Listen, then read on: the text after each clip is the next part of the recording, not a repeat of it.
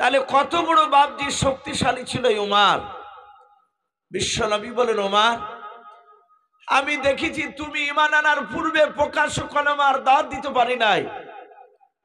সেই নবী, রহমতের নবী, কাঁদেন আর বলেন, ওমর, আমার মনে পড়ে যায় হযরত ওমর ফারুক রাদিয়াল্লাহু তাআলা আনহু ডাক দিয়ে বলেছিল, নবীকে কোন কথাটা আপনার মনে পড়ে যায় একটু খুলে বলার।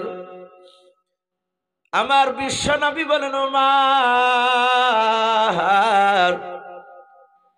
তুমি ঈমান আনার পর তুমি জানো, ঈমান আনার পরেও তুমি জানতে গেলে ওমর, ইসলামের ইতিহাসে পাওয়া যায় ইসলাম গ্রহণ করার জন্য বাবজি সর্বপ্রথম যেই লোকটাকে বাবা ইসলামের মধ্যে শহীদ করা হয়, আল্লাহর নবী বলেন সর্বপ্রথম যে নারীটাকে ঈমান আনার জন্য শহীদ করা হয় তার নাম হচ্ছে হযরত সুমাইয়া। বলুন সুবহানাল্লাহ। আল্লাহর নবী কাদার বলেন, ওমর, আমি বিশ্ব নবী দরদি নবী, আমি সুমাইয়ার কাছে তার সন্তান আম্মার দুজনের কাছে আমি গোপনে কলমার দাওয়াত দিয়েছিলাম। ওরা কলমা এক নয় দুই নয়, প্রায় মোটামুটি বেশ কিছুদিন ধরে তারা চুপি চুপি কলমার দাওয়াত দিয়েছিল। রাত্রি বেলায় দিনের বেলায় বাড়িতে তারা আল্লাহর বন্দেগী করত। ওরে ওমর, ওই বিশ্ব নবীর কলমার কথা সুমাইয়া ঈমান এনেছে তার সন্তানকে নিয়েও। এই কথাটা বেঈমান আবু জেহেলের কানে যখন পৌঁছে গিয়েছিল, ওরে ওমর, আবু জেহেল সহ ওই সুমাইয়া আম্মারকে উঠে নিয়ে যেতে পেরেছিল না। ও উমর, শুনে না, তুমি সেই সময় প্রকাশ্য জোর করে এসে তুমি সুমাইয়া আম্মারকে তুলে নিয়ে গিয়ে মক্কার চৌরাস্তার মোড়ে তুমি বেঁধে রেখেছিলাও। আল্লাহর নবী বলেন, ওমর, তোমার কি ভালো মনে আছে? বলে, ভালো মনে আছে। ওমর বিশ্ব নবীর কথা শুনছেন আর হাওমা করে কান্না করেছিল। আল্লাহর নবী বলেন, ওমর, সেদিন কেউ মারে তুমি যদি না নিয়ে যেতে তাহলে আবু জেহেলের আর কোনোদিন আমার সুমাইয়াকে নিয়ে যেতে পারতো না। ওমর, সেই কথাটা আমার মনে পড়ে যায়, সেই দিকে লক্ষ্য করে আমি কান্না করতেছি। ওমর বিশ্ব নবীর হাত ওখানা জুড়ে ধরে কাদার বলেন, নবী গো, এ দেশখানা ছিল ঈমান আনার পূর্বে, নবী আপনাকে আমি চিনতাম না। সেই সময় আমি সুমাইয়া আর আম্মারকে টেনে নিয়ে গিয়েছিলাম। আল্লাহর নবীর হাত ওখানা ধরে কাদার বলে, নবী আপনি ক্ষমা করে দাও, আপনি আল্লাহর কাছে দোয়া চান যেন আমার আল্লাহ আমাকেও মাফ করে দেয়। বিশ্ব নবী বলেন, ওমর, আমি তো মাফ করে দিয়েছি তোমাকে। ওগো ওমর, আমার আল্লাহ নিশ্চয় তোমাকে হয়তো ক্ষমা করে দিয়েছে। সেই উমর ডাক দিয়ে বলছে, নবী, আমি উমর ঈমান আনার পূর্বে আপনাকে অনেক মানুষ গালিগালাজ করেছিল, মেরেছিল, কিন্তু নবী আমি ঈমান আনার পরে আর কোন বেঈমান আপনার দিকে আঙুল তুলে কথা বলতে পারে না। নবী বলেন, ওমর, আঙুল তুলতে পারে না এটা সত্য কথা, কিন্তু শুনে নাও হে ওমর, আমার ভালো মনে আছে তুমি ঈমান আনার পরে 4 দিনকার দিন এক ইহুদি বেঈমান আলেম আমাকে অনেক গালিগালাজ দিয়েছিল। বাবজি আমার সোনা লালেরা, অনেক ঘটনা লম্বা আছে, আমি বেশিক্ষণ আপনাদেরকে বাবজি কষ্ট দিব না। আমার বলার উদ্দেশ্য এই যে বিশ্ব নবী, রহমতের নবী, দুনিয়ার বুকে বাবজি 23 বছর মার খেয়েছিলেন। নবী প্রতিটা মানুষের দ্বারে দ্বারে গিয়ে দিনের দাওয়াত দিতে গিয়ে মার খেয়েছিলেন। নবীর একটাই উদ্দেশ্য ছিল যে আমার পথহারা উম্মাতিরা তারা কিভাবে জাহান্নাম থেকে তারা জান্নাতের রাস্তা বাবজি তারা পাবে। আমার বিশ্ব নবী, দরদি নবী মৃত্যুর পর কেতাবে পাওয়া যায় এখনো সেই মদিনায় রওজাতুল মানুওয়ারায় সবুজ গম্বুজের তলে বিশ্ব নবী এখনো বাপজি উম্মাতি উম্মাতি করে কাঁদছেন, বলুন আলহামদুলিল্লাহ। নবী এখনো কাঁদছেন যে আমার উম্মাতির কি হবে। যে রসুল জিন্দা অবস্থা তো বাপজি কেঁদেছেন। হাদিসের কিতাবে এসেছে আমার বিশ্ব নবী রহমতের নবী জনাবে মোহাম্মদ রসুল্লাহ সাল্লাল্লাহু তাআলা আলাইহি ওয়াসাল্লাম ওই যে সাহাবাদেরকে মসজিদে নববীতে বাপজি বসার পরে সাহাবারা নবীর দিকে চেয়ে আছে আর নবীও সাহাবাদের দিকে চেয়েছে। জান্নাত জাহান্নামের বাপজি কথা শোনাছিলেন। হযরতে আমিরুল মুমিনিন উমর ইবনুল খাত্তাব রাদিয়াল্লাহু তাআলা আনহু আজমাইন গোনেরা বলে আমি দেখলাম বিশ্ব নবী আমাদের দিকে চেয়েছে, কথা বলছিলেন, আমরা শুনছিলাম, আমরা নবীর দিকে চেয়েছিলাম। হঠাৎ করে দেখলাম নবী বেশ কিছুক্ষণ ধরে কথা বলতে বলতে নবী আর আমাদের দিকে তাকালেন না। বিশ্ব নবী জিন্দা অবস্থায় মদিনায় রওজাতুল বাবজি আপনার মানওয়ারা নয় মসজিদে নববীতে মিম্বারে বসে নবী সাহাবাদের দিকে তাকাতে তাকাতে হঠাৎ করে বাবজি আসমানের দিকে তাকাতে লাগলেন। সাহাবায়ে কেরামরা বলেন দেখলাম নবী অনেকক্ষণ ধরে আমাদের দিকে তাকালেন, একইভাবে ওই আকাশের দিকে চেয়ে আছে। আমি যে আপনাদের দিকে চেয়ে কথা বলছি, এভাবে কথা বলতে বলতে গিয়ে যদি এইভাবে অপর দিকে একইভাবে তাকিয়ে থেকে ভাববেন যে ইসু ভাই কি ব্যাপার, অপর দিকে তাকিয়ে ওইভাবে কার সাথে কথা বলছে। কিন্তু নবীর সাহাবারা বলেন যে আমরা দেখলাম বিশ্ব নবী কার সঙ্গে যেন কথা বলছে, কিন্তু নবী যার সাথে কথা বলছিলেন ওই লোকটার আওয়াজ শুনতে পাই নাই, কিন্তু আমরা দরদি নবীজির কথাগুলো শুনছিলাম। সম্মানিত ভাইরা আমার, বাবা জীবনেরাও, সাহাবারা বলেন আমরা কেউ নবীকে ডাকলাম না, সকলেই চুপচাপ নবীর মুখের দিকে চেয়েছে। আমরা দেখছিলাম নবী কথা বলছিলেন। কেতাবে লিখেছে প্রথম আসমান থেকে বাপজি যিনি রাসূলুল্লাহকে সালাম দিয়েছিলেন, ডেকেছিলেন, তিনি ছিলেন সম্রাট জিবরিল আলাইহিস সালাম, বলুন আলহামদুলিল্লাহ। হযরত সাহাবায়ে কেরাম বলে আমরা সম্রাট জিবরিলকে দেখতে পাই নাই। আচ্ছা ভাই বলেন আমরা কি জিবরিলকে দেখতে পেয়েছি ভাই? কেউ? আমরা এখনো পর্যন্ত কেউ দেখতে পাই নাই। কিন্তু হাদিসের কিতাবে বাপজি এসেছে ফেরেশতাকে বাপজি এখনো মানুষ যদি সেই রকম আল্লাহওয়ালা হয় যে কোনো ফেরেশতাকে বাপজি দেখতে পাবে না তা নয়। আমরা নবীজির একটা সাহাবা, নবীজির আপন চাচা হযরতে আব্বাস নাম শুনেছেন? নবীর যে 10টা আব্বারা ভাই ছিল তার মধ্যে থেকে রহমতের নবীর একটা আপন চাচার নাম ছিল আব্বাস, রাসূলের অনেক বড়। এই আব্বাস রাদিয়াল্লাহু তাআলা আনহু তিনি নবীকে বলেছেন নবী আপনার সম্রাট জিবরিলকে আমি একটু দেখতে চাই। নবী বলেছিলেন ওগো আমার আব্বাস চাচা, আপনি আমার জিবরিলকে বাস্তব চোখে দেখে আপনি সহ্য করতে পারবেন না। বলে হুজুর একটিবার আমি দেখতাম। কিতাবে লিখেছে বাপজি বিশ্বনবী রহমতুন নবী মসজিদে নববীতে বসেছিলেন আর সেই সময় জিবরিল আলাইহিস সালাম এসেছিলেন। আমরা বুখারী শরীফে বাপজি পড়েছি বাদউল ওহী বলে একটা ওহীর অধ্যায়, যে নবীর কাছে জিবরিল আলাইহিস সালাম কিভাবে ওহী নিয়ে আসতেন। তো বুখারী শরীফে বাপজি ওহীর অধ্যায় পাওয়া যায় জিবরিল আলাইহিস সালাম 10 রকমের কায়দায় আমার রসুলের কাছে বাপজি ওহী নিয়ে আসতেন, বলুন আলহামদুলিল্লাহ। কয় রকমে বললাম? 10 রকমের কায়দায় আমার নবীর কাছে কোনো কোনো সময় আপনার মুসাফির হালাতে আসতেন।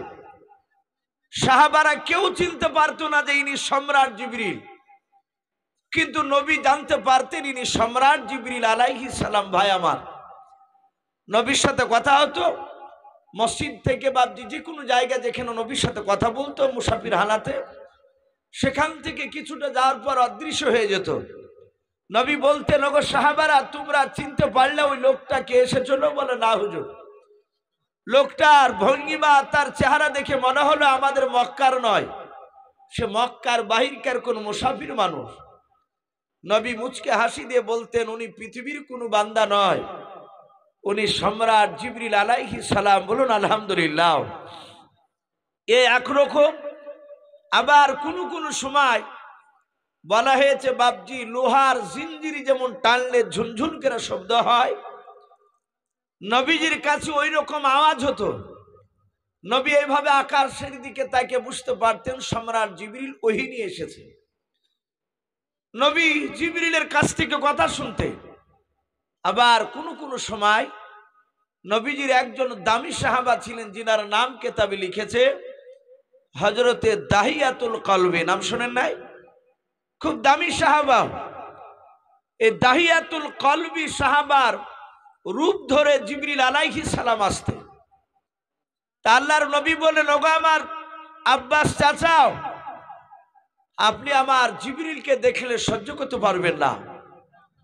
নবী নিজে বলছেন, আমার জিবরিলকে আমার কাছে জিবরিল এক নয় দুই নয়, প্রায় 24,000 বেশি এসেছিলেন। বলুন আলহামদুলিল্লাহ।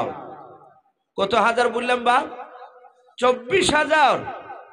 অথচ রহমতের নবী বলছেন এত 1000 মধ্যে থেকে আমি রাসূল পয়গম্বর মাত্র জিবরিলের অরিজিনাল চেহারা সুরাত আমি তার 2 বার দেখেছিলাম। বলুন আলহামদুলিল্লাহ। তো সেই নবী বলেন, চাচা আপনি দেখে সহ্য করতে পারবেন না। বলে, ওগো ভাতিজা, আমি একবার দেখতে চাই। মসজিদে নববীতে দাঁড়িয়েছিলে, হঠাৎ করে জিবরিল আলাইহিস সালাম আসলেন। নবী বললেন, জিবরিল ভাই, আমার চাচা আব্বাস তোমাকে দেখতে চেয়েছে। জিবরিল মুচকে হাসি দিয়ে বললেন, হুজুর অসুবিধা নেই। নবী বললেন, চাচা ওই দেখেন সম্রাট জিবরিল, আপনি একবার তাকান। আব্বাস বলে, আমি দেখলাম জিবরিলের পায়ের টাকনু থেকে এই পায়ের হাঁটুর দিকে শুধু একবার নজর পড়েছে। আব্বাস বলেন, আমি সাতাহাতে পড়ে বেহুশ হয়ে গিয়েছিলাম। বলুন আলহামদুলিল্লাহ। সম্মানিত ভাইরা আমার, বাবা জীবনেরাও, কিন্তু কেতাবে লিখেছে ফেরেশতাকে যে কোনো মানুষ বাপজি দেখতে পাবে না তা নয়। যদি সেই রকম যোগ্যতা পূর্ণ যদি আল্লাহর বান্দা হয়, আপনি দেখতে পারেন। আপনারা সকলেই নাম শুনেছে হযরতে ইমাম আহমদ বিন হাম্বল রহমাতুল্লাহ আলাইহি। নাম শুনেন নাই? 4টা মাযহাব যে আমরা অনেকে বলি, এই 4 মাযহাবের মধ্যে বাপজি ইমাম আহমদ বিন হাম্বল, উনি এত বড় বুজুর্গ পণ্ডিত। ওনার বাপজি জীবনীতে এসেছে উনিও মহান রব্বুল আলামিনের ফেরেশতাকে সালাম দিয়েছিলেন। বলুন আলহামদুলিল্লাহ। এই আহমদ বিন হাম্বল তিনি এত বড় পণ্ডিত বাপজি আপনার ছিলেন। কেতাবে লিখেছে আমার পূর্বেকার বক্তা, তার পূর্বেকার বক্তা হযরত মাওলানা আজিজুল হক সাহেব বাপজি একটা ভণ্ডা পীরের কথা বলছিলেন, আমি ঘর থেকে শুনছিলাম। বর্তমান বাপজি অনেক ভণ্ড পীর বাপজি বেড়ে গিয়েছে। অনেক ভণ্ডা পীররা বাপজি 5 ওয়াক্ত নামাজও সঠিকভাবে পড়ে না। আমি শুনছিলাম উনি বলছিলেন যে অনেক আল্লাহওয়ালার মা তারা বলেছেন যে আমার সন্তানকে বিনা অজুতে আমি দুধ খাওয়াই নাই। বলুন আলহামদুলিল্লাহ। এরকম অনেক আল্লাহওয়ালার জীবনীতে বাপজি এসেছে তার মায়ের ঘটনা, এত পরেজগার ছিল। তো ইমাম আহমদ বিন হাম্বল তিনি এত বড় আল্লাহওয়ালা, ওনার জীবনীতে লিখছে উনি এক সময় রাস্তা দিয়ে বাপজি দ্বীনের দাওয়াত দিতে যাচ্ছিলেন, যাকে তাবলীগ বলা হয়। কলমার দাওয়াত দিতে যাচ্ছিলেন প্রচন্ড শীতের সময়, অনেক দূর চলে গেছে বাড়ি থেকে। কলমার দাওয়াত দিয়ে বাড়ি ফেরার পথে রাত্রি লেগে গেছে, সূর্য ডুবে গেল। রাস্তাতে নামাজ পড়লেন মাগরিবে। নামাজ পড়ার পরে উনি চিন্তা করলেন আমি বাড়িতে পৌঁছাতে পারবো না।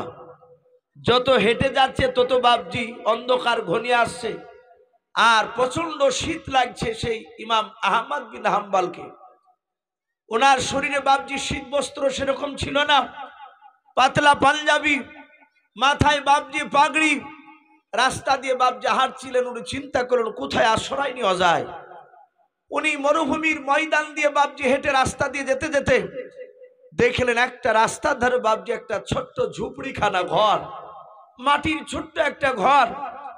সেই ঘরের দরজার কাছে গিয়ে বাপজি ইমাম আহমদ বিন হাম্বল তিনি সালাম দিলেন। বলুন আলহামদুলিল্লাহ। ওনারা জানতেন যারা আল্লাহর ওলি হয়, যারা প্রকৃতি বুজুর্গ হয়, তারা ধাপে ধাপে প্রতিটা নবীজির সুন্নাতের উপর আমল করে। বলুন আলহামদুলিল্লাহ। যারা প্রকৃতি আল্লাহর ওলি, তারা একটা সুন্নাতকে বাদ দিয়ে তারা ছাড়ে না। উনি জানতেন বিনা সালামে বাড়িতে প্রবেশ করা হারাম। কোনো ব্যক্তি যদি বিনা সালামে যদি বাড়িতে প্রবেশ করে যায়, হয়তো লোকটা কিয়ামতের ময়দানে জান্নাত যেতে গিয়ে আটকা পড়ে যাবে। তাই সেই বৃদ্ধ লোকটা ইমাম আহমদ বিন হাম্বল, সাদাসিধা মানুষ, উনি দরজার কাছে গিয়ে বাপজি ওই ঘরটার কাছে গিয়ে সালাম দিলেন। উনি বুঝতে পারলেন এই ঘরটা একটু হোটেল টাইপের। সালাম যখন দিলেন, দেখলেন হোটেলের ভিতরে একটা যুবক ছেলে এমনি প্যান্ট শার্ট পরে আছে। ছেলেটার মুখে বাপজি দাড়িও আছে। ছেলেটা যুবক বাপজি, সে সালামের উত্তর দিলেন।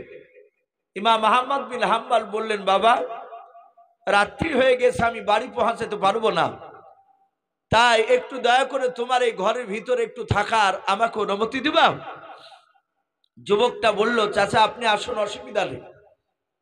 এই ইমানদার যুবক ছেলেটা তাকে ডাকলেন। ইমাম আহমদ বিন হাম্বল ঘরে চলে গেলেন। দেখলেন যুবকটা এশার বাপজি নামাজের টাইম হয়ে গেল, ছেলেটা অজু বানাচ্ছে। ইমাম আহমদ বিন হাম্বল বলছেন, বাবা নামাজ পড়বা? বলে, হ্যাঁ চাচা। আপনি যদি পড়েন তাহলে একই সঙ্গে নামাজটা পড়ে নিতাম। ইমাম আহমদ বিন হাম্বল তারা দুজনে বাপজি নামাজ পড়লেন। নামাজ পড়ার পর বলছেন, চাচা আপনি এখানে বসুন, আমি সারা রাত রুটি তৈরি করি। বলে, তাই? বলে, হ্যাঁ। যুবক ছেলেটা চুলোতে বাপজি আগুন ধরে দিয়ে তাওয়া দিয়ে সে রুটি বাপজি সেঁকতে শুরু করলো।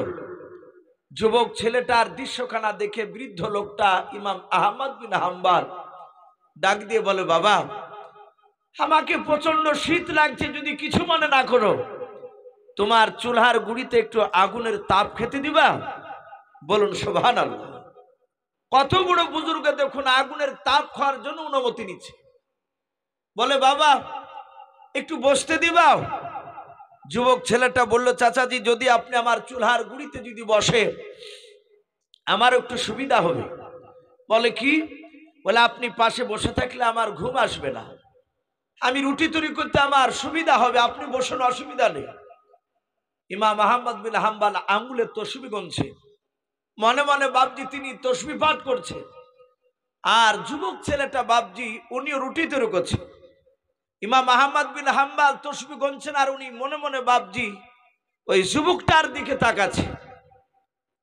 কেতাবে লিখেছে ওই যুবকটা বাবা যতবার রুটি বাপজি আগুনে দেয়, ওই তার উপরে ওই যুবক ছেলেটা বাপজি বলে সুবহানাল্লাহ। আবার রুটিটা যখন উল্টায় তখন যুবক ছেলেটা বলে আলহামদুলিল্লাহ। এইভাবে বাবা বৃদ্ধ লোকটা ইমাম আহমদ বিন হাম্বল রাহমাতুল্লাহ আলাইহি উনি ঘন্টা চারেক ধরে বাপজি বসে বসে যুবকটার আমল খানা দেখলেন। ওই যুবকটা 4 ঘন্টা ধরে বাপজি রুটি তৈরি করলো। 4 ঘন্টায় সুবহানাল্লাহ আলহামদুলিল্লাহ বাপজি পড়ছিল। ওই যুবকটার দৃশ্যখানা দেখার পর ওই বৃদ্ধ লোকটা ইমাম আহমদ বিন হাম্বল রাহমাতুল্লাহ আলাইহি ডাক দিয়ে বলেছিল, বাবা আমি অনেকক্ষণ ধরে লক্ষ্য করে দেখলাম রে বাবা, তুমি যতবার তুমি রুটি দাও ততবারই তুমি সুবহানাল্লাহ বলো, আর যখনই উল্টা হাও আলহামদুলিল্লাহ তুমি বলছিলে। বাবা আমার মনে হয় তুমি ছোট থেকে নামাজ বুঝে পড়াও। যুবক ছেলেটা বলেছিল, চাচা 1 না 2 না, আমার 6 বছর যখন বয়স চাচা তখন থেকে আমার মা 5 ওয়াক্ত নামাজ পড়াতেন। বলুন আলহামদুলিল্লাহ। ও চাচা 6 বছর থেকে আমি নামাজ পড়ি? বলে, তাই? বলে, হ্যাঁ। বলে, বাবা আমার মনে হয় তোমার বাপ মা বড় বুজুর্গ ছিল, আল্লাহওয়ালা ছিল। ওরে যুবক বলাও তোমার বাপ মা বেঁচে আছে কিনা বলাও। যুবক ছেলেটা বলেছিল, চাচা আমার আব্বা আজকে 2 বছর হলো ইন্তেকাল করে গিয়েছে। আমার মা প্রায় বছর খানেক হয়ে গেল আমার মার ইন্তেকাল হওয়া, আব্বা মা কেউ বেঁচে নাই। ওই বৃদ্ধ লোকটা ডাক দিয়ে বলেছিল, বাবা হাও, তোমার বাপ মা হাও। বলো, মৃত্যুর আগে তোমাকে কিছু ওষুধ করে গিয়েছিল কি মালাও? কোন আমলের কথা তোমাকে বলে গিয়েছে কি মালাও? ওই যুবকটা ডাক দিয়ে বলেছিল, চাচা আপনাকে আমি চিনি না হাও, কিন্তু শুনে না, আমার মা মৃত্যুর আগে যখন বিছানায় ছটফট করেছিল মৃত্যুর যন্ত্রণায়, আমি মার খিদমত করেছিলাম। মার হাত দুখানা দূরে আমি কেঁদে মার কাছে ক্ষমা চেয়ে নিয়েছিলাম, মার কাছ থেকে দোয়া চেয়েছিলাম। ওগো বাবা, আমার মা আমার মৃত্যুর আগে আমার হাত দুখানা ধরে আমার মা এক এক করে আমার জন্য 50টা দোয়া করে গিয়েছিলেন। বলুন সুবহানাল্লাহ। ওই যুবকটা বলেছিল, চাচা আমার মা 50খানা দোয়া করেছিলেন আমার জন্য, কিন্তু চাচা আমার মার 50টা দোয়ার মধ্যে 49টা দোয়া কবুল হয়ে গিয়েছে আমি দেখেছি, আর মাত্র একটা দোয়া কবুল হতে বাকি আছে। আল্লাহর নবী নাই, ওই বৃদ্ধ লোকটা ইমাম আহমদ বিন হাম্বল ডাক দিয়ে বলেছিলেন, ওগো আমার বাবা, তোমার মার কোন দোয়াটা কবুল হতে বাকি আছে একটু বলো। ওই যুবক ছেলেটা বলেছিল, চাচা মা মৃত্যুর আগে বসেছিল, আমি বলেছিলাম, মাগো এলাকায় অনেক মানুষ বলা বলি করে, সবচেয়ে যিনি বড় আলেম তার নাম হচ্ছে ইমাম আহমদ বিন হাম্বল। ওগো আমার মা, তুমি একটু দোয়া করো, আমি যেন ইমাম আহমদ বিন হাম্বল সাথে যেন আমি দেখা করতে পারি। আমার মা দোয়া করেছিল, বাবা আমি তোমার জনম দক্ষিণে মা আমি তোমার জন্য দোয়া করে দিলাম রে বাবা, তোমার মৃত্যুর আগে ইমাম আহমদ বিন হাম্বলের সাথে দেখা না হয়ে আশা করি আল্লাহ তোমার ইন্তেকাল দিবে নাও। ও চাচা শুনে নেন, সব দোয়া কবুল হয়েছে, অত বড় আলেমের সাথে আমার আজ পর্যন্ত দেখা হয় নাই, শুধু ওই বড় আলেমের সাথে দেখা হতে বাকি আছে, তাহলে 50টা দোয়া কবুল হয়ে যাবে। ইমাম আহমদ বিন হাম্বল মুচকে মুচকে হাসছেন আর বলেন, বাবা তোমার মার 50 নাম্বার দোয়াটা কবুল হয়ে গিয়েছে, জোরে বলুন সুবহানাল্লাহ। যুবকটা ডাক দিয়ে বলেছিল, চাচা অত বড় আলেমের সাথে আমার তো দেখা হয় নাই। ডাক দিয়ে বলেছিল, বাবা ওই আলেমকে দেখতে পাও নাই? বলে নাও। ওরে যুবক বাবা, তোমার চুলার পাশে যে 4 ঘন্টা ধরে আগুনের তাপ খাচ্ছিল, তোমার সামনে যে এখনো দাঁড়িয়ে আছে কথা বলতেছে রে বাবা, তোমার মা মৃত্যুর আগে যে ইমাম আহমদ হাম্বলের কথা বলেছিল, দেখার কথা বলেছিল তোমার সাথে বাবা, সে তোমার মার দোয়া করাও আমি ইমাম আহমদ বিন হাম্বল, জোরে বলুন সুবহানাল্লাহ। সেই ইমাম আহমদ বিন হাম্বল বৃদ্ধ লোকটাকে দেখে যুবকটা অবাক হয়ে গেছে, বলে হুজুর আপনি সেই আলেম? বলে হ্যাঁ। বলে হুজুর আপনাকে তো সুন্দর করে একটু আমি বিছানা করে দিই। বলে লাগবে না বাবা, যা দিয়েছে এটা আলহামদুলিল্লাহ। সেই ইমাম আহমদ বিন হাম্বল উনিও ফেরেশতাকে বাপজি সালাম দিয়েছিলেন। এরকম অনেক আল্লাহর জীবনীতে বাপজি এসেছে। আমার সাহাবায়ে কেরামরা বলেন, আমরা তাকিয়েছিলাম, নবী আকাশের দিকে চেয়ে চেয়ে কথা বলছিলেন, হঠাৎ করে দেখলাম জিবরিল আলাইহিস সালাম বিশ্বনবী দরুদি নবীকে ডাক দিয়ে বলছেন, আসসালামু আলাইকা ইয়া রাসূলুল্লাহ ইয়া হাবিবাল্লাহ। আমার রহমতের নবী সালামের উত্তর দিয়ে বলেন, ওগো জিবরিল ভাই, কি ব্যাপার আজকে প্রথম আসমান থেকে কেন তুমি আমাকে ডাকলে বলো? জিবরিল আলাইহিস সালাম ডাক দিয়ে বলেছিলেন, আল্লাহর নবীকে বলেন, নবী আপনি আমার ডান হাতের দিকে তাকান।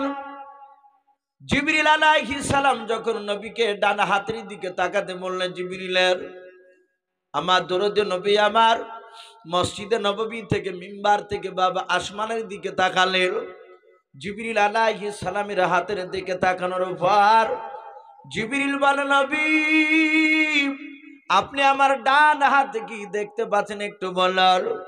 আমার বিশ্ব নবী ডাক দিয়ে বলেছিলেন, ওগো আমার জিবরিল ভাই, আমি তোমার ডান হাতে তাকে দেখতে পেলাম, ঘরের দরজাগুলো দেখতে পাওয়া যায়। জিবরিল আলাইহিস সালাম ডাক দিয়ে বলেছিলেন, ওগো আল্লাহর নবী আপনি বলুন কটা দরজা দেখতে পাচ্ছেন বলাল। জিবরিল আলাইহিস সালামের কথার উত্তরে নবী আমার বলেছিলেন, ওগো জিবরিল ভাই, আপনার হাতে এক নয় দুই নয় 7টা ঘরের দরজার ছবি দেখতে পাওয়া যায়। আল্লাহর নবীকে বলেন, হুজুর আপনি দয়া করে বলুন জান্নাত কটা? বলে জান্নাত হচ্ছে 8টা। ও নবী জাহান্নাম কটা? বলে জাহান্নাম হচ্ছে 7টা। নবী আপনি কটা দরজা দেখলেন? বলে আমি এক এক করে আমি গুনলাম, 7টা দরজা দেখতে পাওয়া যায়। জিবরিল আলাইহিস সালাম বলেন, নবী গো এই দরজাগুলো এক একটা দরজা জাহান্নামের দরজা। আল্লাহর নবী বলেন, জিবরিল ভাই বলো জাহান্নামের দরজা কেন তুমি আমার দিকে হাত বাড়িয়ে দেখাচ্ছ বলো? জিবরিল বলে, নবীজি 7টা জাহান্নামের দরজার ছবিগুলো আমার আল্লাহ আপনাকে দেখানোর জন্য পাঠিয়ে দিয়েছেন, আমি দেখাতে এসেছি। আমার আল্লাহ বলে দিয়েছেন যাও জিবরিল যাও যাও, আমার দুষ্ট আখির জামানার পয়গম্বর জনাবে মুহাম্মদ রাসূলুল্লাহ সাল্লাল্লাহু তাআলা আলাইহি ওয়াসাল্লামকে দেখে নিয়ে এসো। এক এক করে 7টা দরজা দিয়ে কোন কোন নবী রাসূলের বেঈমান উম্মতেরাও জাহান্নামে যাবে, একটু তুমি আমার নবীকে দেখে নিয়ে এসো। তাই নবী গো আপনাকে দেখানোর জন্য আমি দাঁড়িয়ে আছি, আপনাকে ডাক নিয়েছে। আল্লাহর নবী বলেন, জিবরিল ভাই তাহলে বলো ওই প্রথমকার দরজা দিয়ে কোন নবীর বেঈমান উম্মতেরা জাহান্নামে যাবে বলো?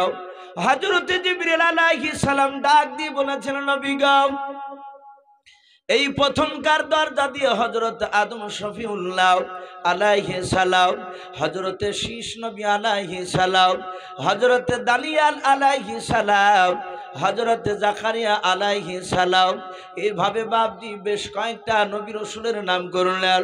করার পর ডাক দিয়ে বলেছেন, নবী গো এই সব নবী রাসূলদের এক শ্রেণীর বেঈমান উম্মতি হবে, তারা প্রথমকার দরজা দিয়ে জাহান্নামায় চলে যাবে। আল্লাহর নবী বলেন, জিবরিল ভাই এবার বললাম 2 নাম্বার দরজা দিয়ে কোন নবীর বেঈমান উম্মতি যারা যাবে একটু বললাম। জিবরিল আলাইহিস সালাম ডাক দিয়ে বলেছেন, নবী গো 2 নাম্বার দরজা দিয়ে হযরতে লূত নবী আলাইহিস সালাম, হযরতে নূহ নবী পয়গম্বর আলাইহিস সালাম, হযরতে মুসা নবী পয়গম্বর আলাইহিস সালাম। বাবা এইভাবে আবার বেশ কিছুটা নবী রাসূলের নাম করলেন। করার পর ডাক দিয়ে বলেছেন, নবী গো এই সব নবী রাসূলের এক শ্রেণীর বেঈমান উম্মতেরাও তারা 2 নাম্বার দরজা দিয়ে জাহান্নামায় চলে যাবে। আল্লাহ রাসূলের কাছে এভাবে একলা 2 নাই 6টা বাপজি দরজার নাম বাপজি নবী রাসূলের নাম করে দিলেন। আমার দরুদ নবী রহমতের নবী জনাবে মুহাম্মদ রাসূলুল্লাহ সাল্লাল্লাহু তাআলা আলাইহি ওয়াসাল্লাম বিশ্ব নবী ডাক দিয়ে বলেছিলেন, ওগো আমার জিবরিল ভাই তাড়াতাড়ি তুমি বলে দাও 7 নাম্বার দরজা দিয়ে কোন নবীর বেঈমান উম্মতি যাবে, একটু বলে দাও। হযরত জিবরিল আলাইহিস সালাম আমার বিশ্ব নবীর দিকে তাকিয়ে বাপ যে কথা বলেন না, নবীর চেহারার দিকে ফ্যাল করে চেয়ে আছে। আল্লাহ দরুদ নবী ডাক দিয়ে বলেছিলেন, জিবরিল ভাই তুমি চুপ করে কেন দাঁড়িয়ে আছো, তুমি তাড়াতাড়ি বলো 7 নাম্বার দরজা দিয়ে কোন নবীর বেঈমান উম্মতি যাবে বলো। হযরত জিবরিল আলাইহিস সালাম তিনি কথা বলেন না, কেতাবে পাওয়া যায় আল্লাহর নবী বলেন, আমি অনেকক্ষণ দূরে তাকে দেখলাম আর জিজ্ঞাসা করেছিলাম। হযরত জিবরিল চুপচাপ দাঁড়িয়ে নবীর দিকে চেয়ে আমার বিশ্ব নবী বলেন, কয়েকবার জিজ্ঞাসা করার পর আমি জিবরিলের চোখের দিকে আমি লক্ষ্য করে দেখলাম আমার জিবরিল কথা বলেন নাই, 7 নাম্বার দরজার বাপজি নবী রাসূলের নাম করেন নাই। আমি তাকে দেখলাম জিবরিল আমার চেহারার দিকে চেয়েছে, জিবরিলের 2 চোখের কোণা দিয়ে ঠোপে ঠোপে পানি ঝরছিল। আল্লাহ রাসূল বলেন, ওগো জিবরিল ভাই আমি এক এক করে দেখলাম তুমি 6টা তুমি দরজার তুমি নবী রাসূলের নাম করলাও, তুমি একটিবার নাম করতে গিয়ে তুমি কাঁদো নাই, ওরে আমার জিবরিল ভাই, আর 7 নাম্বার দরজার দিকে তুমি নাম করো নাই, আমার দিকে চেয়ে চেয়ে কেন কান্না করেছো মালাও? জিবরিল আলাইহিস সালাম আস্তে করে কাঁদছেন আর বলছেন, নবী গো, 7 নাম্বার দরজার নবীর নাম বলতে আমি চরম কষ্ট পাই। আল্লাহর নবী বলুন, গো জিবরিল ভাই, কষ্ট পাবা না, আস্তে করে তুমি বলো 7 নাম্বার দরজা দিয়ে কোন নবীর বেঈমান উম্মত উম্মতে জাহান্নামে যাবে একটু বলাও।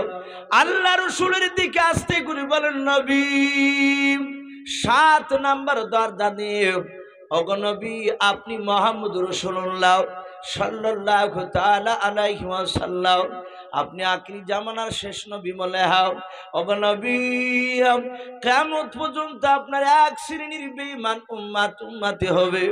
ওগো আল্লাহর নবী, আপনার উম্মতের মধ্যে একটা দল হবে যারা আপনার সুন্নাতকে মানবে না, আল্লাহর কোরআনের বিধান অনুযায়ী চলবে না। ওগো নবী, ওই এক শ্রেণীর বেঈমান উম্মত উম্মতিরা আপনার এই 7 নাম্বার দরজা দিয়ে নবী গো তারা জাহান্নামে চলে যাবে।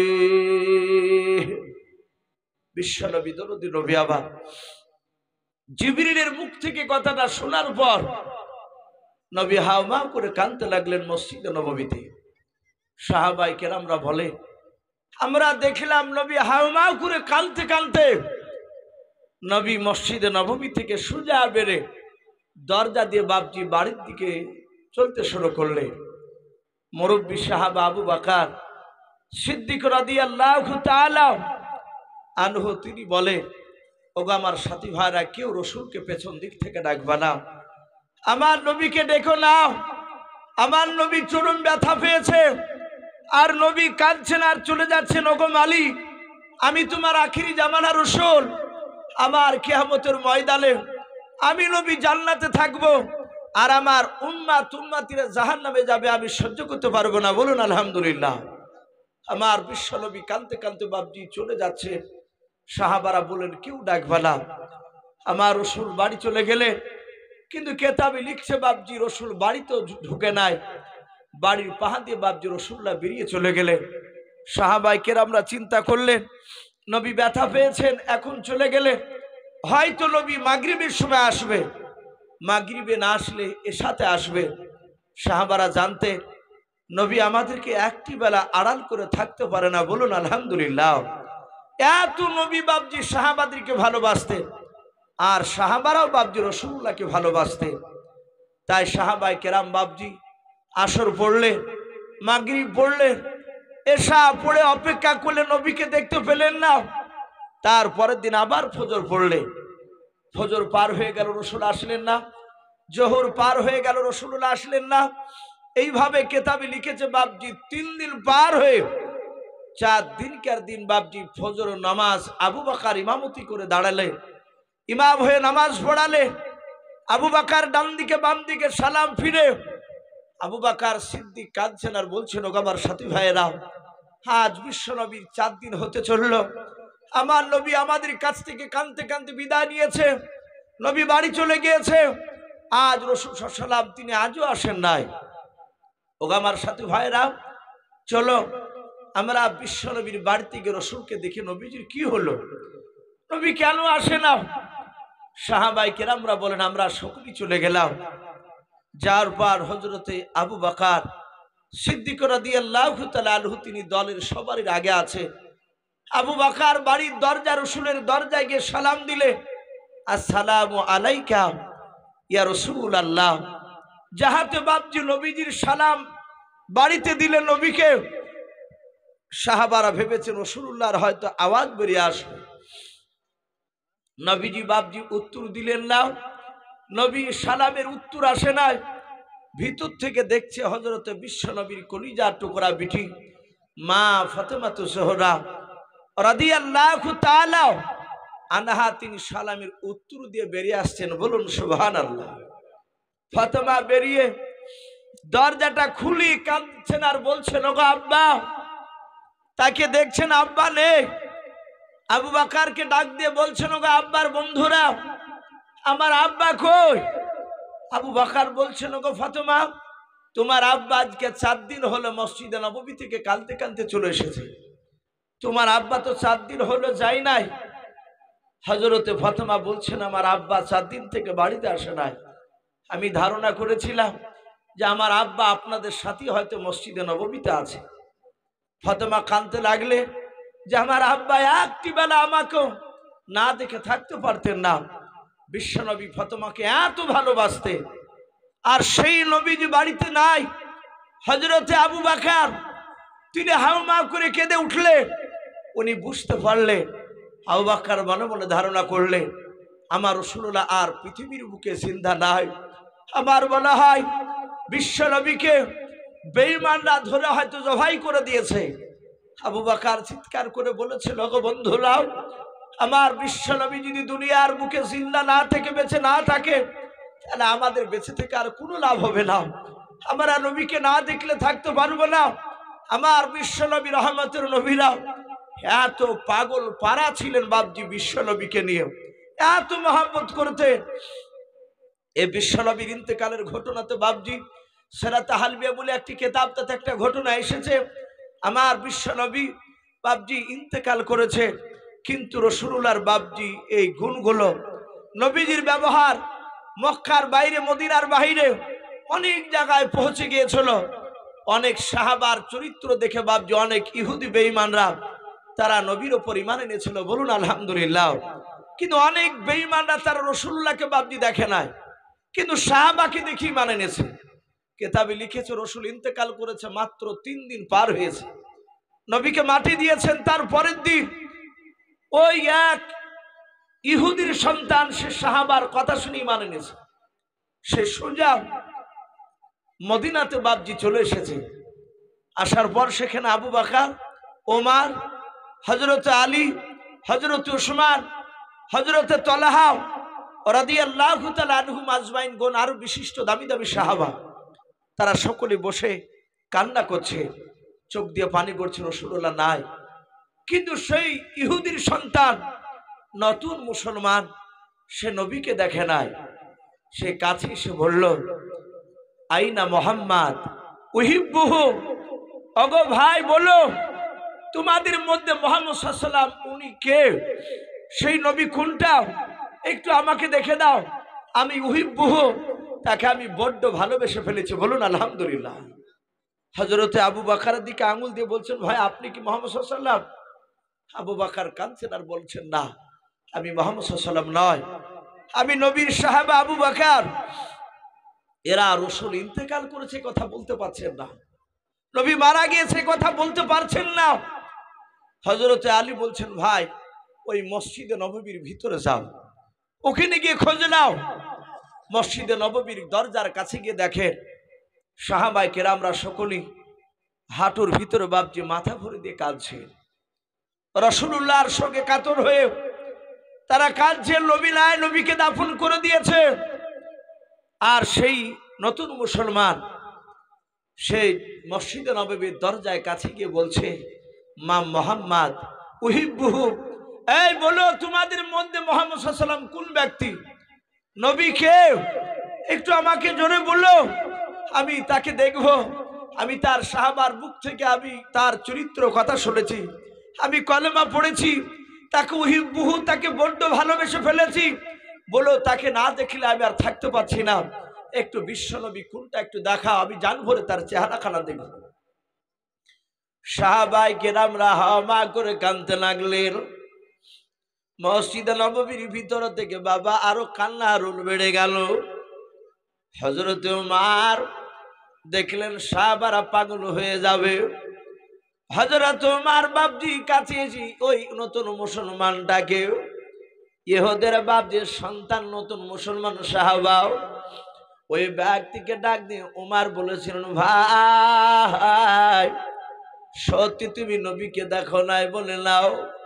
বলে আর পাগলাম করো না, শুনে নাও, এখানে নবী নবী করে ডাক বানাও, আমার নবী আর পৃথিবীর বুকে বেঁচে নাই।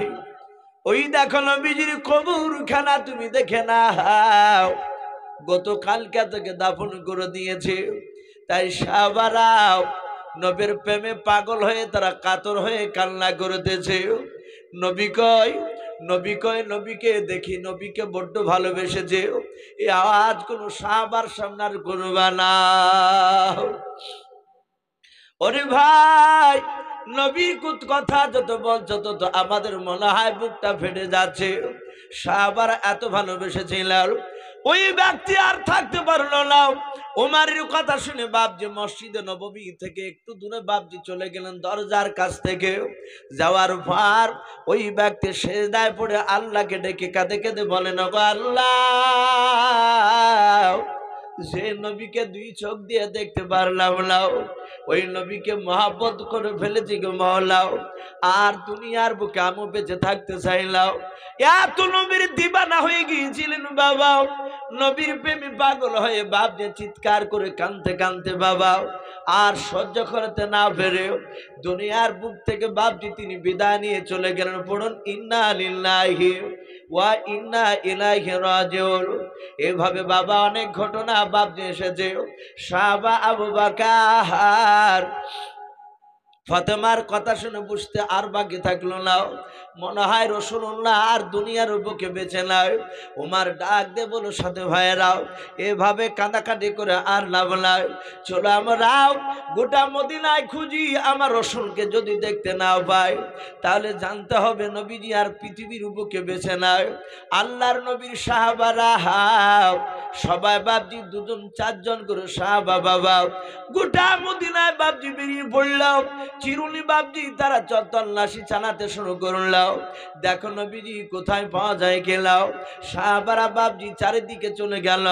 হযরতে আবু বকর আর ওমর ফারুক রাদিয়াল্লাহু তাআলা আনহুম আজমাইন, এরা দুইজন সাহাবা ওই মদিনা থেকে বাপজি মরুভূমির ময়দানে চলে গেল। অনেকটা দূর বাপজি চলে যাওয়ার পর আল্লাহ নবীর বন্ধু আবু বকর ওমর দেখলেন মরুভূমির ময়দানে দুটো ছোট ছোট বাপজি ছেলে রাখাল তারা দাঁড়িয়ে আছে। তারা গালে হাত দিয়ে তারা চরম চিন্তিত অবস্থায়। হযরত ওমর ওই রাখাল দুটোর কাছে গিয়ে ওমর ডাক দিয়ে বলেছিলেন, ওগো রাখাল বাবা, তোমরা কি ময়দানে বলো আমার বিশ্ব নবীকে কে দেখেছো বলো। এই রাখাল বাবা একটু বলো আমার রাসূল কি দেখেছ? এই দিকে নবী কি আমাদের এসেছে, একটু তুমি খোঁজ দিতে পারবা? ছোট ছোট রাখাল দুটো বলেছিল, গো চাচা, আপনাদের নবী রাসূলকে চিনি না, পয়গম্বরকে চিনি নাও, কিন্তু চাচা আমরা 3 দিন নাই 4 দিন থেকে চরম পেরেশানির মধ্যে আছি। বলে কেন বাবা? বলে চাচা ওই দেখেন গুহা দেখতে পাচ্ছেন, একটা জঙ্গল বলে হ্যাঁ, ওই জঙ্গল চারিদিকে দেখেন দুম্বা ও ছাগল দাঁড়িয়ে আছে। তারা কেউ কাউকে কথা বলে নাই। ওই ছাগল আর দুম্বা আমাদের কথা শুনে নাই, বাড়িতে নিয়ে গেলে আবার ছুটে চলে আসে। ওই জঙ্গলের ভিতরে একটা গুহা গুড়ত আছে। ওই গুহার ভিতরে কোথা থেকে একটা পাগল আজ 4 দিন হতে চলল। ওই পাগলটা গুহার ভিতরে সেজদায় পড়ে পড়ে কাঁদতেছে, ইয়া উম্মতি করে কাঁদছে। ওগো চাচা, ওই পাগল এসে আমাদেরকে বিপদে ফেলে দিয়েছে, একটু দয়া করে ওই গুহার ভিতর থেকে পাগলটাকে একটু আপনারা দূরে নিয়ে যা। ওবার আবু বকর কাঁদতে লাগলেন। আবু বকর বলছিল, গো ওমর ভাই, আমার বিশ্ব রাসূলকে এরা দুজনাই চিনে না, এরা পাগল ভেবেছে আবু বকর শুধু রাসূল জিন্দা আছে খোঁজটা পেয়েছে। চরম খুশি। আবু বকর বাচ্চা ছেলে দুটোকে বুকের সাথে জড়ে ধরে বলছিল, গো বাবা, আমার রাসূলের খোঁজ দিয়েছো। আমি ভেবেছিলাম রাসূল বেঁচে নাই, কিন্তু তুমি বলেছো গুহার ভিতরে কান্না করছে কোথাকা থেকে এক পাগল এসে। ওগো বাবা, উনি পাগল নয়, উনি রাহমাতুল লিল আলামিন পয়গম্বর। জোরে বলুন সুবহানাল্লাহ। উনি দরদি নবী। বাচ্চা ছেলেকে বুকের সাথে জড়ে ধরে রাসূলের বন্ধু আবু বকর ওমর আওয়াজ দিতে দিতে বাপজি সব সাথী ভাইদেরকে ডাকতে লাগলেন। সবাই জমা হয়ে ওই গুহার কাছে চলে গেলেন। আবু বকর সিদ্দিক রাদিয়াল্লাহু তাআলা আনহু রাসূলের কাছে গিয়ে সালাম দিলেন, আসসালামু আলাইকা রাসূলুল্লাহ। নবীজির কাছে গিয়ে সালাম দিয়ে বলছেন, ইয়ারফাউ রাসাকা হে নবী, আপনি মাথা এই জমিন থেকে তুলুন, মাথা আপনি উঠান। হযরত আবু বকরের ডাকের সাড়াতে রাসূলুল্লাহ বাপজি উত্তর দিলেন না, মাথা তুললেন না। তিনি এমন ভাবে সিজদায় বসে বসে কাঁদছে। সাহাবা ওমর বলে, আমি দেখলাম নবী এত কাঁদা কেঁদেছেন 4 দিন ধরে। নবীর চোখের পানিতে গুহার ভিতরটা বাপজি কাদা হয়ে গিয়েছে, কপালে বাপজি কাদা লেগে গিয়েছে। নবী শুধু কাঁদছেন, আমার উম্মতের কি হবে, আমার উম্মতের কি হবে। কারণ জিবরিল বলেছিল, গো রাসূল, ওই 7 নাম্বার দরজা দিয়ে আপনার এক শ্রেণীর বেঈমান উম্মতি যাবে জাহান্নামে।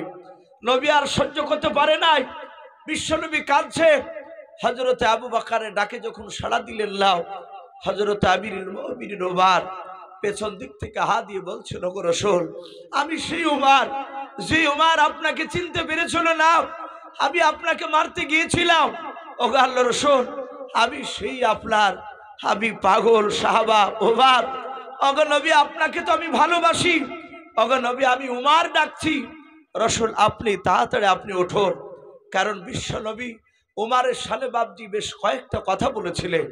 হাদিস শরীফে বাপজি এসেছে, আমার রাসূল ওমরের ঈমান আনার পর থেকে ওমর এমন একটা জায়গা বাপজি দখল করে নিয়েছেন রাসূলুল্লাহর কাছে। আমার বিশ্ব নবী ওমরের ব্যবহারে এত খুশি হয়েছিলেন। আমার নবী ওমরের চেহারার দিকে চেয়ে নবী আমার বলেছিলেন, আমার পরে কিয়ামত পর্যন্ত কোন নবী রাসূল আসবে না। আসবে ভাই? কোন নবী রাসূল আসবে না। আল্লাহ কোরআনে বলেছেন, খাতামান নাবিয়্যিন, আল্লাহ বলেছেন আমি নবীকে পাঠিয়ে দিয়ে নবী দরজায় তালা মেরে দিয়েছি, নবী আসবে না। কিন্তু নবী বলেছেন নবী আসবে না, কিন্তু আল্লাহ যদি কাউকে নবী করে যদি পাঠাতেন আমার পরে, তাহলে আমার সাহাবার মধ্যে থেকে আমার ওমর সাহাবা নবী রাসূল হওয়ার যোগ্য ছিলেন। বলুন আলহামদুলিল্লাহ। এটা নবী পবিত্র জবানে বলেছে। ওমর তিনি এত দামি, তা নবী জানতেন। কারণ আল্লাহ স্বয়ং নবীকে বলেছেন, হে রাসূল, আমার ওমর যাতে খুশি হবে, হে নবী আপনিও তাতে খুশি হয়ে যান। বলুন সুবহানাল্লাহ। তাহলে কত দামি সাহাবা ওমর।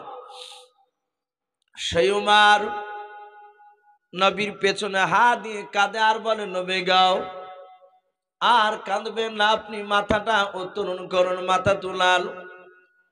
আল্লাহ রাসূল বাপজি মাথা তুললেন না।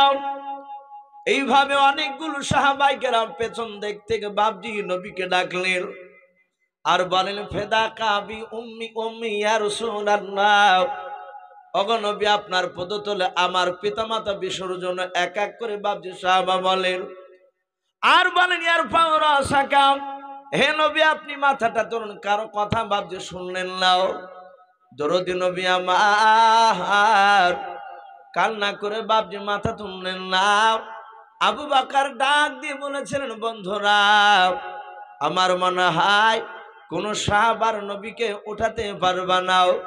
শোনাও, দুনিয়ার বুকে একটা মেয়ে এসে যদি ডাক দেয়, নবী আর থাকতে পারবে না। ওমর বলেছিলেন, ভাই আবু বকর, সেই মেয়েটাকে নবীজির বন্ধু আবু বকর বলেছিলেন, আমি দেখেছি আমার হযরতে নবীজির কলিজার টুকরা বিটি ফাতেমা জোহরা রাদিয়াল্লাহু তাআলা আনহা, উনি নবীজিকে এত ভালোবাসতেন, নবী ফাতেমাকে এত ভালোবাসতেন। আল্লাহ রাসূল ফাতেমাকে দূর থেকে বাপজি যদি দেখতেন, তার দরবারে ফাতেমা আসতেছে, আমার বিশ্ব নবী আমার আর মাহফিলে বাপজি বসে থাকতে পারতেন না, সোজা দাঁড়িয়ে গিয়ে ফাতেমার কাছে দৌড়ে যেতেন। বলুন সুবহানাল্লাহ। আল্লাহ রাসূল ডাক দিয়ে নয়, বাবা আবু বকর ডাক দিয়ে বলেন, বন্ধুরা ফাতেমাকে ডাকো। ফাতেমা ডাকলে আর নবীজি থাকতে পারবে না। লাস্টে আমার বিশ্ব নবী দরদি নবী আমার সিজদায় আছেন। ফাতেমা এসে ডাক দিয়ে বলেন, আব্বা আজ 4 দিন থেকে আপনি আপনার ফাতেমাকে না দেখে আপনি আড়াল করে এখানে কাঁদছেন। ওগো আব্বা, তাড়াতাড়ি আপনি মাথাটা তুলুন।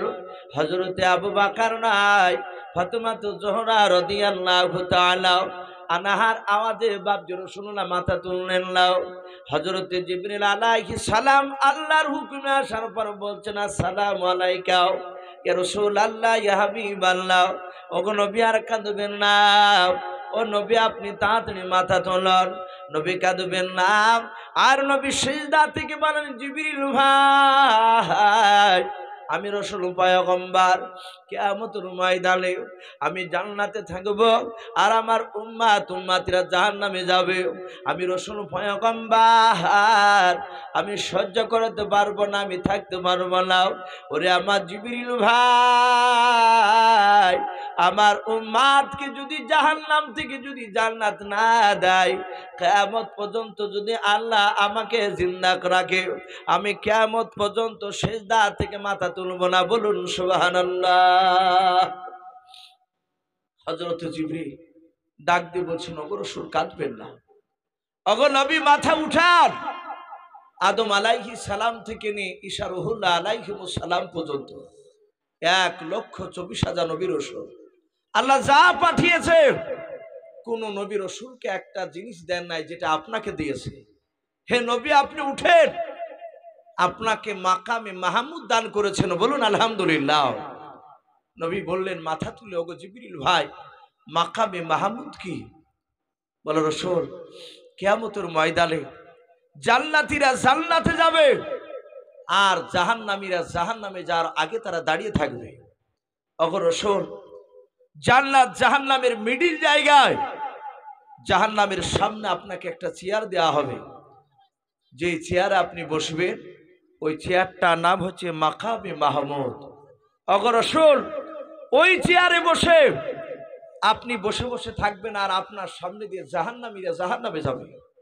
ওগো রাসূল আপনার সেই উম্মতিরা জাহান্নামে যাবে। নবী আপনার উম্মতিকে আপনি চিনতে পারবেন ওই মাকামে মাহমুদ চেয়ারটাতে বসে। আপনি যতবার আপনার উম্মতকে ধরে বলবেন আল্লাহ একে তুমি জান্নাত দাও, আপনি যতবার বলবেন ততবারই আপনার দোয়াকে কবুল করে নিয়ে আপনার উম্মতিকে জান্নাতে দিবে। জোরে বলুন সুবহানাল্লাহ। রাসূলকে আরো বলি রাসূল এটা মনে রাখবেন, আপনার প্রকৃতি যারা উম্মতি হবে, আপনার প্রকৃতি যারা উম্মতি হবে তারা একটাও জাহান্নামে যাবে না। জোরে বলুন সুবহানাল্লাহ। তো ভাই যাই হোক, আমি বলছিলাম সেই রাসূল দুনিয়ার বুকে বাপজি 23 বছর কেঁদেছিলেন, এখনো কাঁদছে। আমরা সেই রাসূলকে চিনতে পারি নাই। তো ভাই রাত্রি ফেরায় আপনার 1:30টা বাপজি আপনার পার হতে চলল। আমি আপনাদের সকলকে বাপজি বলবো, আপনারা জানেন এই আজকের জালসাটা বাপজি গতকালকে হওয়ার কথা ছিল, কিন্তু তকদিরে বাপজি যেটা লেখা আছে সেটা ঘটবে। তাই ভাই আলহামদুলিল্লাহ আজকে যে সকালবেলার যে পরিস্থিতি আসমানের যা বোঝা যাচ্ছিল, সূর্য ওঠার পরে আবার সূর্য ঢেকে গিয়েছিল, মনে হচ্ছিল যে আর জালসা মনে হয় আজকে হবে না এই নদপড়া। আমি এই মাদ্রাসার মৌলানা সাহেবদের সাথে আলোচনা করেছি, আমরা যে বক্তাগুলো আছি আমাদেরও আলোচনা হয়েছে যে ভাই আজকে দিনও মনে হয় জালসার হবে না। তো যাক আলহামদুলিল্লাহ এই গতকালকার জালসা আজকে বাপজি আল্লাহ রাব্বুল আলামিন কবুল করেছে এবং সবচেয়ে বাপজি খুশি হয়েছে ওলামারা বলছে, মাদ্রাসা শিক্ষকগণ বলছেন হুজুর আলহামদুলিল্লাহ আমরা চরম খুশি, মাদ্রাসায় প্রচুর লোক হয়েছিল, আমরা ভাবতে পেরেছিলাম না যে এতগুলো মানুষ হবে। আপনারা সকলেই জানেন যে মাদ্রাসা বাপজি উন্নতিকল্পে জালসা, আর আমি তো ভাই আপনাদের এলাকায় বহুবার এসেছি, এই মাদ্রাসা তো কয়েকবার এসেছি আলহামদুলিল্লাহ। এই মাঝে বাপজি কয়েক বছর ছিলাম না, কিন্তু বাপজি এই মাদ্রাসায় আসার পরে দেখলাম সত্যি আপনাদের মাদ্রাসা অনেক উন্নত। এই বাথরুমগুলো এমনি মাদ্রাসার ব্যবহার এত সুন্দর দেখছি বাপজি, সুন্দর হয়েছে। আরো দোয়া করি এর চেয়ে আরো যেন আগামীতে আরো উন্নত যেন আল্লাহ দান করে, বলুন আল্লাহুম্মা আমিন। তো ভাই আপনারা যথেষ্ট দানের হাত বাড়িয়েছে, আমার পূর্বেকার বক্তা তার পূর্বেকার বক্তাকে আপনারা দান দিয়েছে। ভাই দোয়া হবে, অনেক মা বোন পর্দার আড়ালে আছে, বাপজি ভাইয়েরও আছে। ভাই আমি মিনিট 5 মতো আমি আপনাদের কাছে একটু দেখতে যাই, যার শেষ ভালো তার সব ভালো। ভাই আমি একটু দেখতে চাই, আমি আপনাদের কাছে 5,000, 2,000, 1,000 করে চাইবো না ভাই, ইমানদার বাবজি আপনার খাজুর গাছের মতো দেখবেন। খাজুর গাছ বাবজি এখন রস লাগাইছে না ভাই? কিন্তু খাজুর গাছ প্রথমে একবার চাষ দিয়ে বাবজি রস ভালো পড়ে না, এ যত চাষে তত বাবজি খাজুর গাছে রস বাড়ায় না ভাই। ইমানদার ওরকমই ভাই। আপনারা অনেকে দিয়েছে, আপনারা যাবেন না ভাই, আখিরি দোয়া হবে, 5 মিনিট মতো একটু দেখতে চাই। ওগো বাবজি ভাই, 100 খান করে টাকা যদি কাছে না থাকে, ইনশাআল্লাহ আপনি 1 সপ্তাহের মধ্যে 100টা টাকা মাদ্রাসায়, যেমন আপনার দায়িত্বে অনেক আছে, তার মধ্যে যেমন আহসান হাবিব ভাই আমার, উনি আমার খুব কাছের বন্ধু, একই সঙ্গে ভাই পড়াশোনা করেছি, তো ওনার হাতও দিতে পারেন, হাজি সাহেবের হাতও দিতে পারেন। মাঝার অনেক শিক্ষক আছে, মাজারুল ইসলাম আরও আছে, তাদের হাতও বাবজি আপনারা দিবে। 100 খান করে টাকা ভাই, গোটা 10 লোক হবে না ভাই কেউ? জি। আর শেষের বেলায় যদি কে মনে করেন একটা চালের বস্তা দিব ইনশাল্লাহ ভাই আসে। এ দেখেন বাবজি আমার শেষের বেলায় 100 টাকা দান করেছেন, আল্লাহ তার দানকে কবুল করুন, বলুন আল্লাহুম্মা আমিন। বলেন আরে তাকবীর। একটু আসে দেখেন আরেকজন বাবজি আমার 100 টাকা। ওগো মাওলা, দেখো তোমার বান্দারা 100 টাকা করে দিছে মালিক। ওগো রব্বুল আলামিন, যারা দিচ্ছে যারা দিতে পারবে না, আয় আল্লাহ তুমি সকল বাবজি ভাই মা বোনদেরকে রসুলের কবর না দেখে মত দিও না, বলুন আল্লাহুম্মা আমিন। এ দেখেন আরেকজন বাবজি আমার 100 টাকা। ওগো মা বোন, আমি আপনাদের কাছে একটু দেখতে চাই, মা বোনরা যে যা পারবেন 200 150 আপনারা যে যা পারবেন একটু পাঠিয়ে দেন। দেখেন আর একটা ছোট্ট বোন আমার, সে নিজে হাতে এসে 50 টাকা দিয়েছে। আল্লাহ আমার সেই ছোট্ট বোনের 50 টাকা দানকে কবুল করে নিয়ে তার ইমানটা হযরত ফাতেমা জোহরা রাদিয়াল্লাহু তাআলা আনহার মতো ইমান বানিয়ে দাও, বলুন আল্লাহুম্মা আমিন। ভাই আর কি হবে না ভাই? একটু আসে। এ দেখেন একটা ছোট্ট বাচ্চা ছেলে, উনি 100 টাকা দান করেছেন, বলেন আরে তাকবীর। আল্লাহ তুমি তার দানকে কবুল করে না, তার ইমানটা ওমর ফারুকের মতো বানিয়ে দাও, বলেন আরে তাকবীর। ভাই একটু ঝটঝট করে আসে। আর আমি বলবো ভাই, মাশাআল্লাহ, বলেন আরে তাকবীর। এ দেখেন মা বোনদের কাছ থেকে একজনাই 1100 টাকার দাতা, বল মারহাবা, বলেন আরে তাকবীর। এ বেলামিতে দেখো বান্দে কোথায় যে ছিলাও, পর্দার আড়াল হতে দেখো 1100 টাকা দিলাও। 1100 টাকা বলে মালা গুনিও না হেলাও, নেকিরি খাতায় মোলা লিখিও গো মেলাও। যে আশাতে জানিয়াতে করিয়াছে দান, দানকে কবুল করো তুমি সুবহান। আমি পাপী গুনাহগার, দোয়া নাহি জানি, মামনের জন্য দোয়া করবে ফাতেমা জননী, আল্লাহুম্মা আমিন, বলেন আরে তাকবীর। আরেকজন বেনামিতে যুবক ভাই আমার এখানে যে ছিল, আল্লাহর নবী নাম শুনে দেখো 700 টাকা দিলাও। 700 টাকা বলে মোলা করিও না হেলাও, নেকিরি খাতায় মোলা লিখিও গো মেলাও। অগবারি দুয়া করি ওগো পাকবারি, মিজানেতে নেকির পানা করে দিও ভারী, আল্লাহুম্মা আমিন। আরে তাকবীর। ভাই একটা মানুষ ভাই চালের বস্তাকে হবে না ভাই? জি। এই যে 700 টাকা করে অনেকে ভাই দুজন, একজন 11 জন দিলে, একজন 700 টাকা, তারপরে 150 করে দিয়েছেন ভাই। একটু আসে মাঝায় ছেলেরা ভাই বোর্ডিংয়ে খায়, অনেক টাকা খরচ। আজ গোটা পৃথিবীর বাবজি বেঈমানেরা তারা চক্রান্ত চালাচ্ছে এই মুসলমানদেরকে বাবজি শেষ করার। একটা খুশখবরি আপনাদেরকে শোনাই ভাই। সেই আল্লাহ, যে আল্লাহ বদরের প্রান্তরে 313 জন সাহাবাকে আল্লাহ স্বয়ং সাহায্য করেছিলেন, বলুন আলহামদুলিল্লাহ। সে আল্লাহ এখনো আছেন কি নাই ভাই একটু জোরে বলে? এখনো আছে। আজ অনেক মানুষ মুসলমান, আজ আমরা বাবজি নার্ভাস হয়ে যাচ্ছি যে ফিলিস্তিনের মুসলমান ভাইদেরকে মারছে কি মারছে না? ওই একদল ইসরাইল, ওই যে ইসরাইল যে ইহুদি কুত্তার বাচ্চারা, আমরা জানি যে মা বোনদেরকে আর ছোট ছোট মাসুম বাচ্চাদেরকে বাবজি ওরা অনেক শেষ করে দিয়েছে। কথা সত্য না মিথ্যা বলে? তারা শেষ করে দিচ্ছে। অনেক মুসলমান বলছে ফিলিস্তিন আর বাঁচবে না, শেষ হয়ে যাবে। আলহামদুলিল্লাহ 4-5 দিনকার কথা, এই 4-5 দিন পূর্বেকার ঘটনা। 71 টিভি বিলে বাবজি একটা চ্যানেল রয়েছে, তাতে দিয়েছে মহান রব্বুল আলামিনের গায়বী মদদ শুরু হয়েছে, বলুন আলহামদুলিল্লাহ, বলেন নারে তাকবীর। তারা বিবৃতি দিচ্ছে যে কেউ যেন আওয়াজ গাইবে আওয়াজ দিচ্ছে, হে ফিলিস্তিনের যুবকেরাও, হে সৈনিকেরা, তোমরা ভয় পেও না, তোমাদের সাথে আমরা আছি। জোরে বলুন সুবহানাল্লাহ। আমি আছি তোমার সাথে, তোমরা এগিয়ে যাও। আলহামদুলিল্লাহ, অনেক বেঈমানকে বাপজি জবাই করে জাহান্নামে পাঠাচ্ছে। অনেক সৈন্য ইসরায়েলের বাপজি অটোমেটিক অন্ধ হয়ে যাচ্ছে, দেখতে পাচ্ছে না, অটোমেটিক